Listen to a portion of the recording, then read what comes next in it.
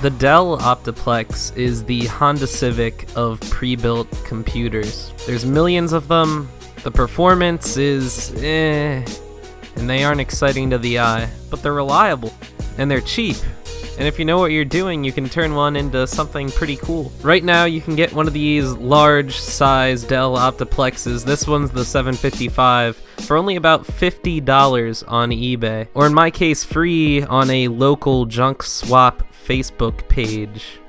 So I got a few parts with the extra $50, polished up the aesthetics a little bit, and got a couple of the greatest PC YouTubers I know to get in on this and have a three-way PC build competition. $50 was the budget, and here's what I came up with. The final video, which will be featuring all of our benchmarks, will be released August 7th, so stay tuned.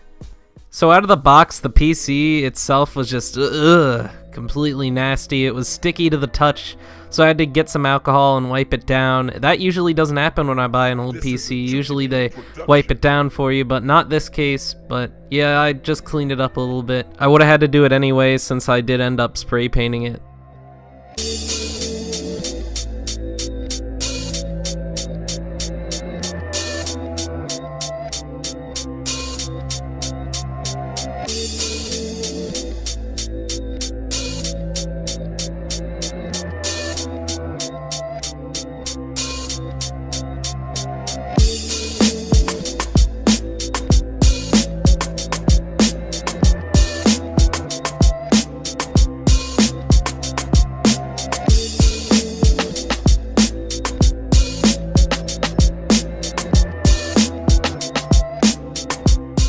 Next up, I decided it was necessary to paint this thing because if you look at the side of the panel, it's just pretty gross in general. There's all kinds of splotches, scratches, who knows what.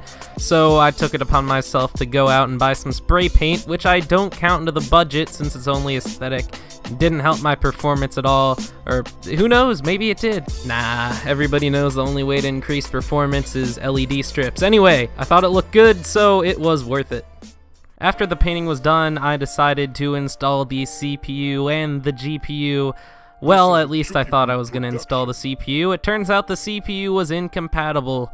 I had an Intel Core 2 Quad Q8600, I believe, and I tried to install it into this motherboard. The socket type was the same, but for whatever reason, I guess the motherboard didn't supply enough wattage for the CPU, so the upgrade didn't work. It's a shame.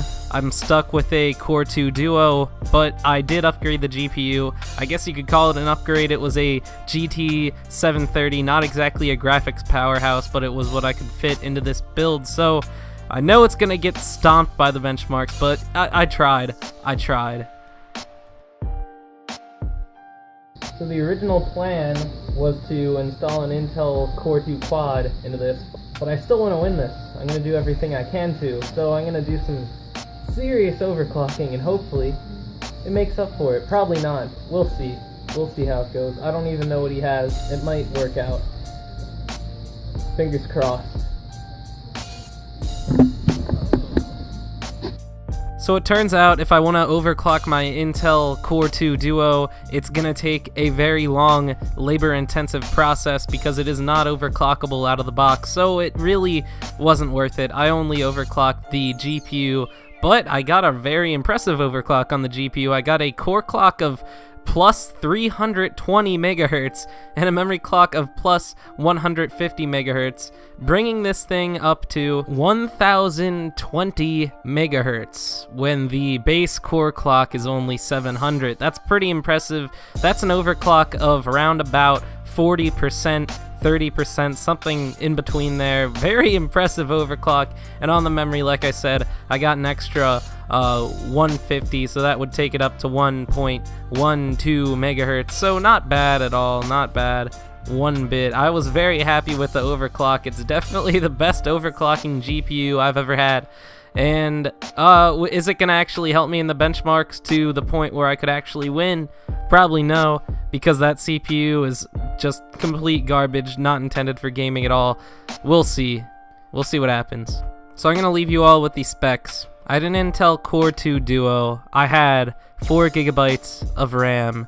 I had a 150 gigabyte hard drive. I had a GT 730, and that's about it. Very sad, very depressing specs. Very painful to work with, guys. And we'll see the benchmarks very shortly. August 7th. We'll see who comes out on top. I hope you all enjoyed. I would recommend building a PC like this. This thing is a pain, and the performance, I think, is going to be pretty garbage. So we'll see. I hope you all enjoyed the video anyway. $50 gaming PC. It can be done, but can it actually run games? We'll see. August 7th. Stay tuned. Peace.